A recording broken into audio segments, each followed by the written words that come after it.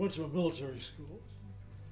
I was called upon by the commandant of Fort Benning, who asked me if I wanted to play football for the post team. I said yes. I wasn't going to say no to a general. And after the season ended, we were disbanded. I was sent to join the 90th Infantry Division, who was then stationed at Fort Dix, New Jersey. And we were there until March of '44, when the division was sent to England to overseas. After we were there about 2.5, 3 months, in the middle of May, we were moved to cities in England that were ports that would lead to the channel for the invasion. And we still didn't know where we were going. After we left sight of land, we were told what we were going to do. Horizon to horizon, battleship, destroyers, cruisers, and hearing and seeing a battleship fire is unbelievable. And I thought nothing could live on the beach, but they did. We'd never been in combat before, and it was first 3 days or so, you're somewhat in shock. I mean, it's almost impossible to describe the feeling of seeing your friends killed. After a while, it's hard to say, but you didn't get used to it, but you have to accept it. And as days progressed, we got better at what we did.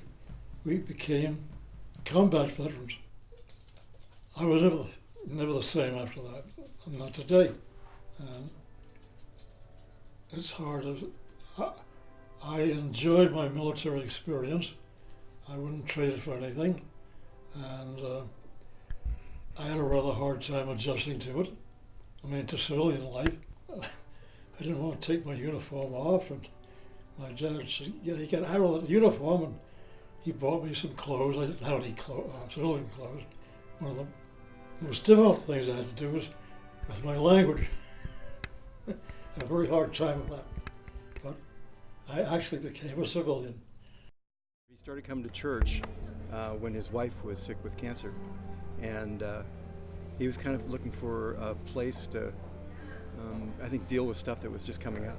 You know, when you meet him, you realize just how strong he is inwardly and outwardly, and I think his leadership would almost be irresistible. You know, he's not shy about his telling his story, though I think it's his willingness to begin to tell his story some years ago has been very healing for him. I can't tell anybody what it was really like. You have to experience it yourself, but I just wanted them to know what I went through. Out of his war experience, he really became a peacemaker. He doesn't like war. He thinks it's the last thing that should happen. And so the leadership almost comes out of his brokenness. When I've talked with Bob, what I've learned over the years as he's told that story is that he was just scared spitless. Not just the fighting, it's the conditions that you live under. You know, you're exposed to the elements. If it rains, you're soaking wet, maybe for days on end. Yeah, you don't really sleep. And then a battlefield or a combat area, it's the smell of death is everywhere, decaying bodies. It's a very, very gruesome atmosphere. Get accustomed to it. Otherwise, you won't survive.